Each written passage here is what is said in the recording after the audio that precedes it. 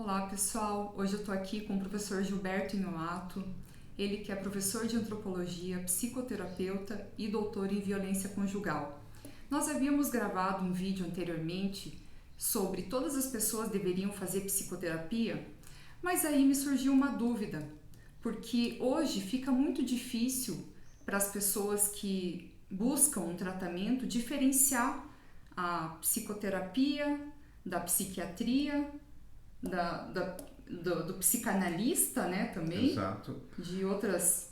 Essa é uma área, né, que aparentemente para quem é da profissão não tem nenhum embaraço em entender, mas de forma geral as pessoas procuram um psicólogo achando que ele é médico, ou pede um atestado médico. Doutor, o senhor pode me dar um atestado médico?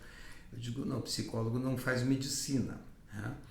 Ele estuda 5 anos, 4 anos e meio quase de teorias do psiquismo, né, do sofrimento humano e de outras dimensões do psiquismo, que não só do sofrimento, são várias áreas da psicologia, hoje não é só psicologia clínica. Depois de 4 anos ele faz estágios práticos, então durante 5 anos ele tem esse encaminhamento para a formação da psicologia. Já o psiquiatra, ele é um médico, né? Ele faz os 6 anos de medicina, depois ele normalmente faz uma residência numa clínica psiquiátrica ou num hospital. Hoje os manicômios fecharam, né? Mudou-se a visão do internamento. E depois dessa experiência prática na residência, com a psiquiatria, com pacientes psiquiátricos, ele se submete geralmente a uma prova de título da Associação Brasileira de Psiquiatria e ganha o título de especialista em psiquiatria. Então, o psicólogo não é médico, ele não tem formação médica, diferente do psiquiatra, e o psicanalista é uma categoria à parte, né? Porque você pode ser um médico psicanalista, você pode ser um psicólogo psicanalista, você pode ser uma administradora psicanalista, pode ser um engenheiro que se torna um psicanalista, porque para ser psicanalista, particularmente, se eu for um psicanalista da Associação Internacional de Psicanálise, fundada pelo Freud em 1910, a formação de um psicanalista da IPA, né, Associação Internacional de Psicanálise, ela é muitíssimo rigorosa, né? Uma formação ultra rigorosa que exige muito mais, diria, que a formação do psiquiatra e do psicólogo. Do que aquela formação acadêmica tradicional? Exatamente, né? Porque a formação do psicanalista, primeiro, são conteúdos diferentes, Carla. O psiquiatra vai tratar normalmente de crises agudas e dissociações psicológicas que fazem com que o indivíduo ele perca o contato com a realidade, né? Que normalmente quem está internado numa clínica, não são todos, evidentemente, mas o grande contingente da psiquiatria são os pacientes psiquiátricos, aqueles que sofrem de uma psicose, de uma dissociação com o mundo externo, que entram em crise aguda, né, que têm alucinações. Não se restringe a isso apenas, mas o grande contingente é assim. Então, os psiquiatras se encaminham mais para esse campo de sinais e sintomas que são mais perceptíveis na manifestação física e orgânica. Diferente da abordagem do psicólogo, a psicologia vai abordar mais comportamento e relações sociais de comportamentos interpessoais. Comportamento. E a psicanálise... Aquilo que é tangível, então, mais tangível, digamos assim, quase que tangível. Aquilo que é o que é mais observável, o que é passível de uma discussão concreta, onde você vê o sujeito, por exemplo, essa coisa vamos discutir a relação, né? Isso é bem típico entre casais, ou terapia de casais, é muito típico dentro da psicologia. A minha mulher ela é muito agressiva comigo, então leva-se lá num terapeuta de casal, geralmente um psicólogo, e ele vai trabalhar comportamentos de adaptação desse casal. A formação do psicanalista, ela está fora disso, dessas duas dimensões, do psiquiatra e do psicólogo, porque geralmente os psicanalistas vão abordar os conteúdos reprimidos e recalcados do inconsciente. Não é só isso que o psicanalista trabalha. Estou falando do psicanalista que atua na área clínica, mas ele também não vai atuar só nisto. Mas o grande contingente que ele abrange das pessoas que o buscam, né, esse atendimento por um psicanalista, ele vai enfocar mais aspectos do inconsciente.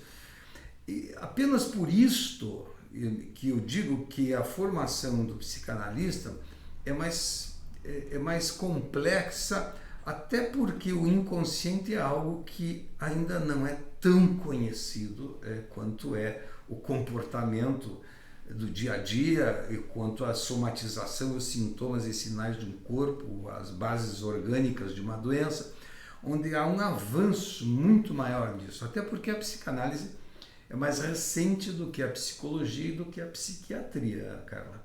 E você usa a psicanálise na sua profissão? Como que você se enquadra?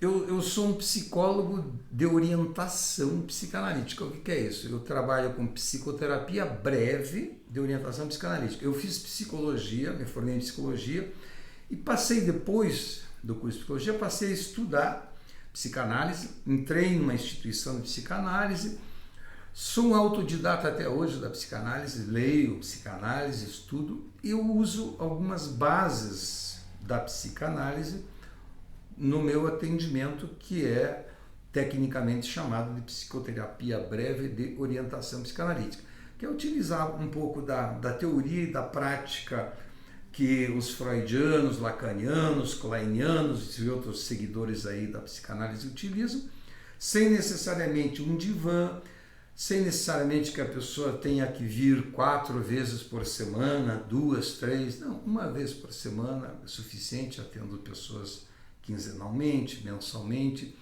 Recomenda-se inicialmente que venham semanalmente. Então, é claro que as diferenças são muito maiores e amplas, mas a ideia nossa aqui é só uma explicação mais superficial para quem não tem conhecimento dessas diferenças, Carla. Então, para as pessoas que estão nos assistindo e que pretendem buscar um trabalho, pelo que eu entendi, teria essa linha então da psicoterapia e psicanalítica. Se for um psicólogo puramente que vai adotar essa linha só da psicoterapia, e eu chego e digo, eu estou insatisfeita, estou pensando em sair do meu trabalho, como esse psicólogo trataria? Ele vai atender a essa demanda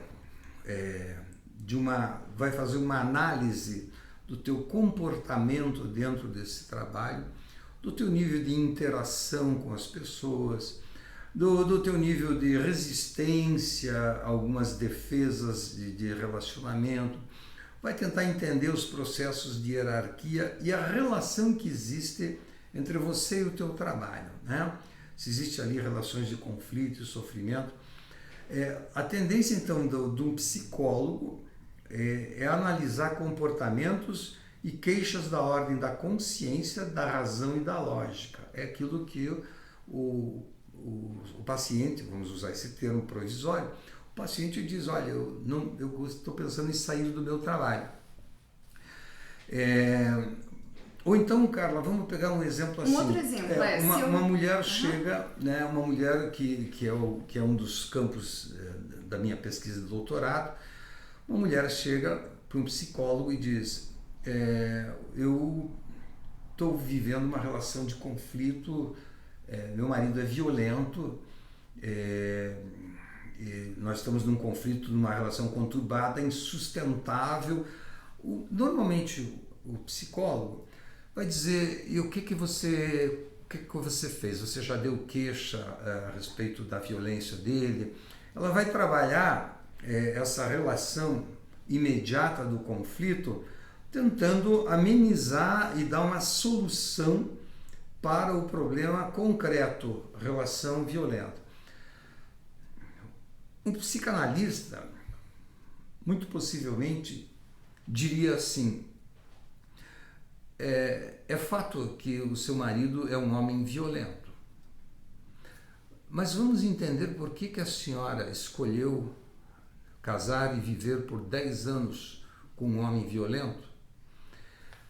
é uma outra direção, porque o psicanalista aí vai tentar analisar os aspectos que encobrem ou que não estão explícitos na queixa. Evidentes, né? Vai um pouco mais profundo, né? No sentido de que ele vai buscar também elementos do inconsciente. O psicólogo não trabalha com o inconsciente. A psicanálise trabalha com o inconsciente. De forma geral, os psicólogos na ordem clínica não trabalham com o inconsciente. Eles trabalham exatamente com aquilo que o paciente diz. Uhum. E nesse aspecto de... Chega uma altura, de repente, do tratamento ali que você percebe que... Porque existe esse termo, né, que é falado de medicamentalização da vida, né? Chega um momento que é inevitável mesmo partir para medicamento, ou no teu ponto de vista, tudo pode ser... Ou a maioria das coisas podem ser resolvidas a partir de uma reflexão ou de uma mudança? É uma questão complexa, né? Nós não vamos esgotar isso aqui hoje, claro que não, mas assim, é evidente que existem situações em que o sujeito precisa ser medicado, né?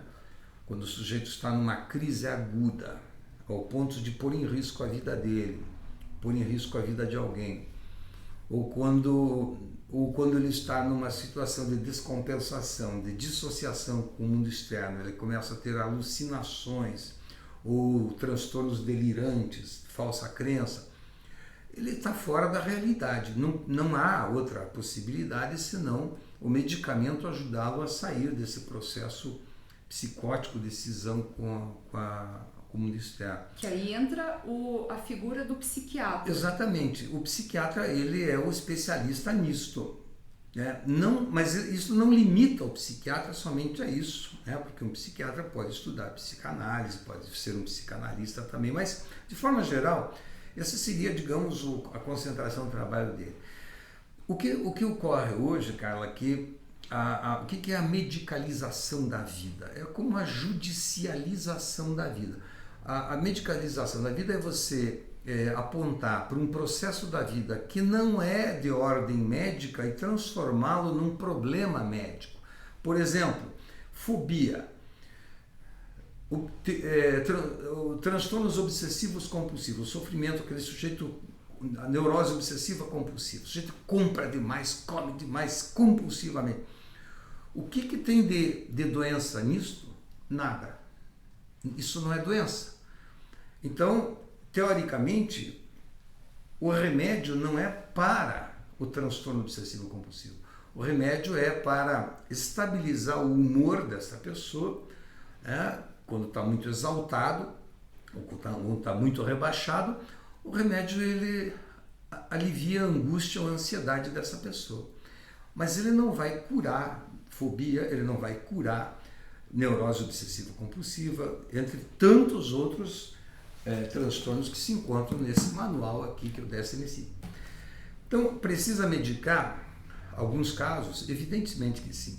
Mas hoje isso não é aí o problema dos psiquiatras, né? A sociedade hoje, ela busca o excesso de medicamentos, né? O Brasil, por exemplo, da América Latina, é o país que mais consome antidepressivos. Você vê em cada farmácia em cada esquina 2 ou 3 farmácias, né? Então, esse é um grande problema de se aceitar que o sofrimento faz parte da vida. Então, a sociedade americana, por exemplo, não suporta sofrer. Qualquer coisa o sujeito se entope de medicamento. Meio que de cultura, isso? Pois é, esse é um problema cultural. Né? Então, e diria que há uma conotação sociológica na medida em que a sociedade cada vez mais protege emocionalmente o sujeito. Os próprios pais hoje têm medo de serem incisivos com os filhos. Por quê? Porque se eu for demasiadamente incisivo, ele vai reagir como bullying, ele vai se sentir constrangido. Não é real isso. Mas nós estamos vivendo uma ficção de um discurso que promove o hedonismo, o prazer do corpo, né? O narcisismo, tudo eu quero, eu não suporto o sofrimento. Então, não suporto frustração, então eu preciso ser medicado. Então, esse é um problema, não é um problema da psiquiatria nem dos psiquiatras. Né? Se isso é um problema deles, não cabe a mim analisar. Mas que há um aparato, inclusive jurídico, que é a tal da judicialização da vida, você achar que, assim como o remédio vai resolver todos os problemas da tua vida, e que todos os problemas da tua vida são de ordem medicamentosa, e não são, os nossos problemas, quando são judicializados, também geram um estado de proteção do indivíduo, o qual ele está protegido por estatutos jurídicos. Um certo conforto, também? Exatamente, a palavra é essa. É um conforto que protege esse sujeito. Porque o sujeito dizer que ele tem o direito à felicidade é uma coisa patética. Você não tem o direito de me ofender. Isso não é uma questão jurídica. Então, a judicialização da vida é você transformar um processo que é psicológico afetivo num estatuto jurídico, achando que o direito vai te dar felicidade. Se o direito desse a felicidade, bastaria nós pegarmos uma petição, um documento, irmos no cartório, registrar o documento, agora eu sou feliz. Então, isso é a judicialização da vida, que é uma coisa patética.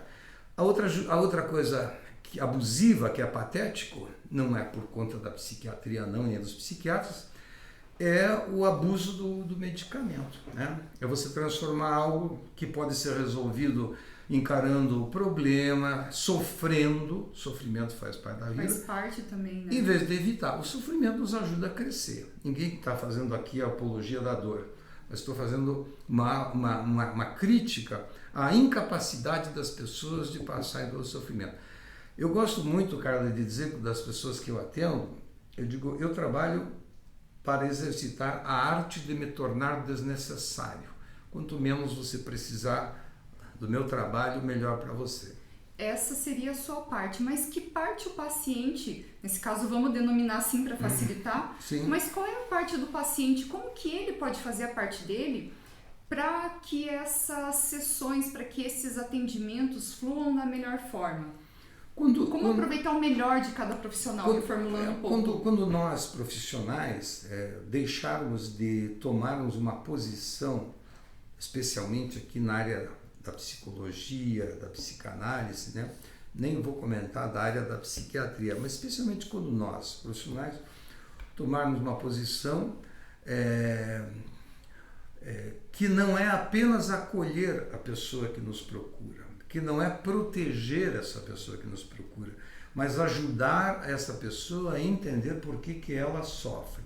E para isso, ela tem que fazer a parte dela, tem que se sujeitar à ideia de que ela tem uma parte nisso e que o profissional não vai curá-la com um remédio, como faz, por exemplo, a medicina. A medicina tem o objeto de tratamento e de investigação da medicina é o corpo, né?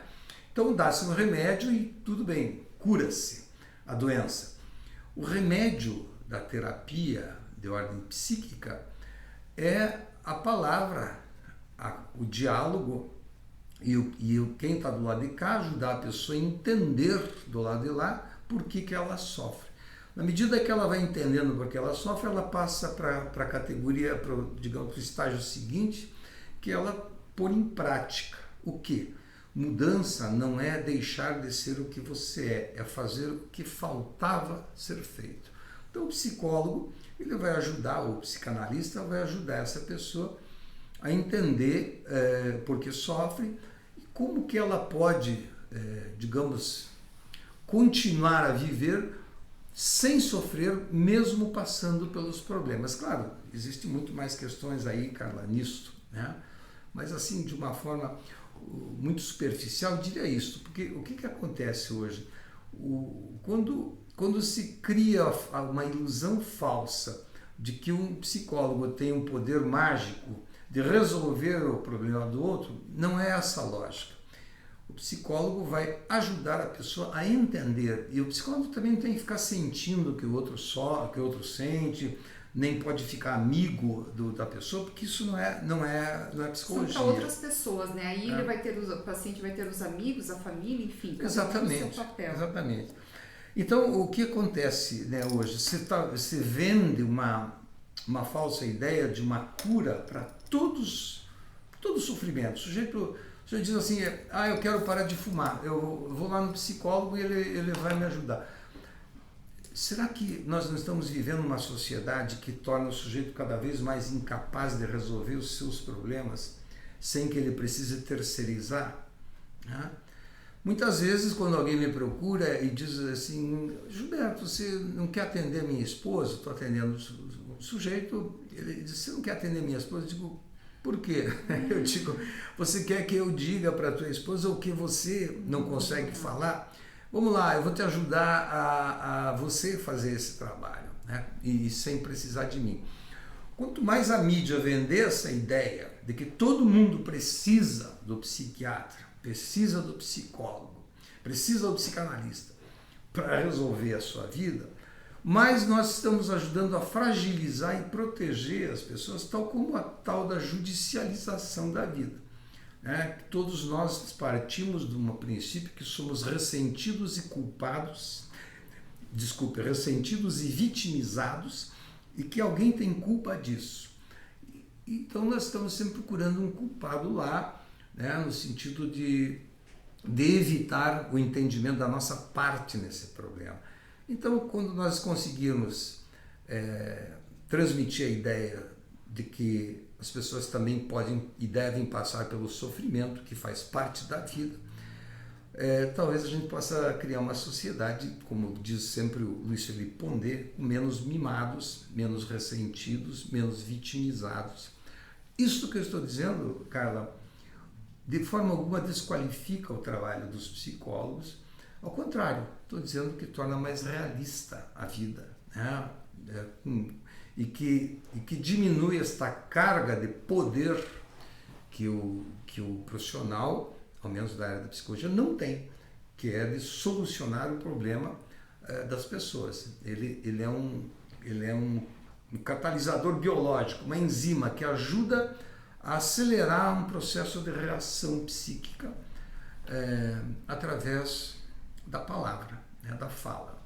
É ótimo ter essa conversa com você, Gilberto, porque eu acho que, do ponto de vista dos demais profissionais da mesma área, ou áreas correlatas aí, ajuda a entender qual é o papel de vocês, né, enquanto profissionais aí que atendem, que têm uma responsabilidade perante diversas pessoas aí, e da parte das pessoas, desses pacientes, como aproveitar melhor. Eu, por experiência própria, posso dizer que durante 3 anos eu faço terapia, e isso não significa que eu deixei de ter problemas na minha vida, mas significa que quando o trilho sai do trem, eu consigo voltar muito mais rápido, consigo ter aquela autonomia para resolver. E acredito que isso tem a ver com a efetividade desse trabalho, né?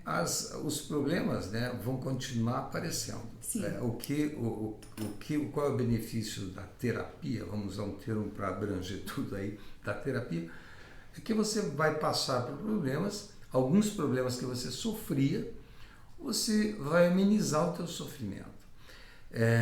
Vai fazer aquilo que faltava fazer, que você não percebia, que não entendia, né? E qual era a tua parte naquele problema, que essa é uma grande questão. Nós sempre transferimos, Carla, o problema para o outro, né? O problema, o louco é sempre outro, o culpado é sempre outro, né? Uma boa terapia ajuda a pessoa a entender a sua parte nesse problema. Como eu te dizia, minha esposa é agressiva, violenta comigo, me agride, é real, é verdade, mas por que eu, a minha parte, escolhi e me mantenho nessa relação com essa mulher?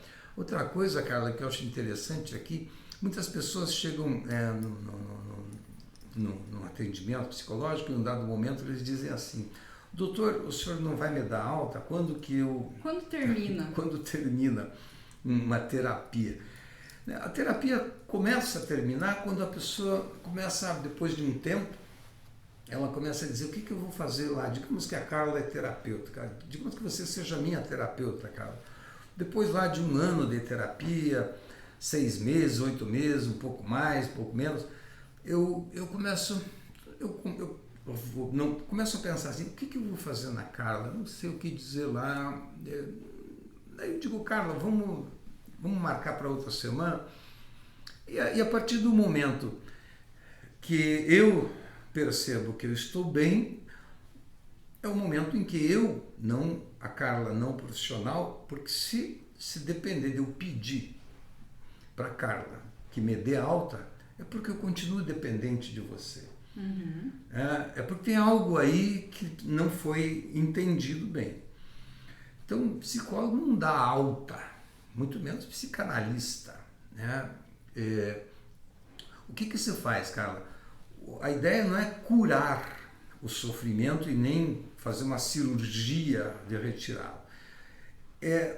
Existe um termo que a psicanálise chama de sublimação. O que é sublimar? É você transformar uma energia de um estado em outro. Então é assim, a sublimação é você conseguir encaminhar um sofrimento psíquico, uma energia psíquica que te fazia sofrer, para uma atividade socialmente aceita.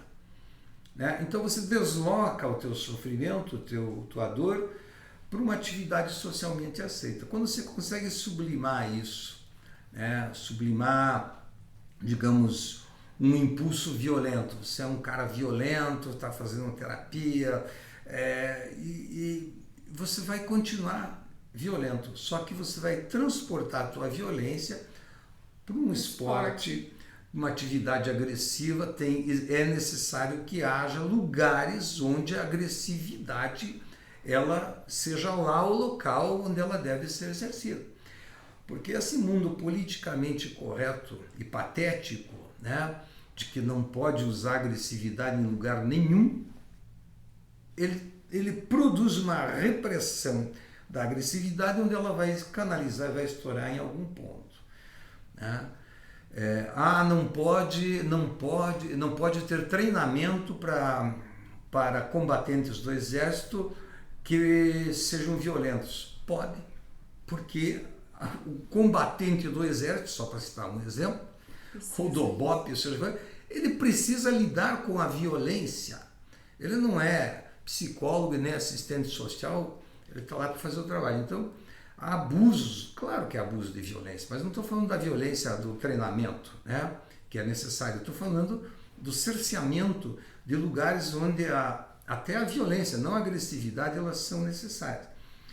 Então, quando você consegue sublimar isso, você, em vez de você brigar com uma pessoa, você vai treinar Muay Thai, você vai jogar futebol, você vai jogar tênis, seja lá o que for, ou vai dar aula, vai trabalhar de outras Porque aprendendo formas. melhor sobre o nosso funcionamento, nós conseguimos, inclusive, pensar em estratégias para canalizar isso de outra forma, né? Exato. É achar outras saídas, canalizar o teu sofrimento, entendê-lo primeiro, reconhecer a tua parte nisso e saber até onde você consegue fazer diferente. Cada um tem um limite, Carla. A terapia não vai tornar todo mundo igual, não. A terapia não vai eliminar sofrimento. A terapia também ajuda você a reconhecer o teu limite e tuas qualidades. Também é importante falar disso também, porque a gente também não pode trazer esse tratamento terapêutico aí no sentido de só resolver problema, né, Gilberto? Sim. Isso aí também é uma forma de aumentar ali, ver quais essas habilidades, essas características boas que podem ser potencializadas e reconhecidas. Então, a vida também se constitui de compensação e substituição, né? Você perde de um lado, você tem que ganhar de outro. Ou perde de um lado, tem que substituir de outro. Então, num trabalho terapêutico, em algum momento, o sujeito deixa de falar só do seu lado sombrio, da sua dor, e ele começa a trazer saídas, novas atitudes, novos relacionamentos.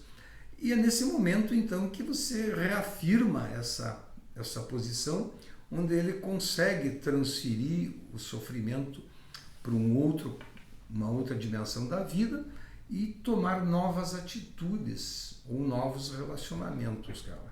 Para passar a ver a vida, quiçá, de uma outra forma, né? Hoje, por exemplo, estamos aqui num dia chuvoso, mas eu só consegui observar a natureza aqui, as flores aqui que o Gilberto tem, que são lindas, e esperamos que esse bate-papo aí tenha sido produtivo para trazer um pouco de clareza sobre essas profissões né, que cada vez mais a gente vê aí a procura por essas profissões. Agradeço muito, professor Gilberto, pela sua aula aí mais uma vez. Então, Carla, mas é importante que quem nos acompanha saiba que a ideia hoje foi um comentário muito rápido e superficial, Sim. Dirigido para um público que não conhece o trabalho. Exato. Evidentemente que isso exigiria o desdobramento de muitas outras discussões. Muito mais, mas a minha ideia aqui é vir como uma curiosa e uma pessoa que se interessa pelo comportamento humano, por atuar em vários cargos de gestão aí, e trazer isso aí para esse público que de repente não tem tanto conhecimento sobre a diferença de cada profissional e quando procurar Exato. um ou outro. Esperamos que o objetivo tenha sido atingido, né? Mais uma vez, muito obrigada, professor Gilberto. Imagina, obrigado a você, obrigado a todos. Obrigada e até uma próxima.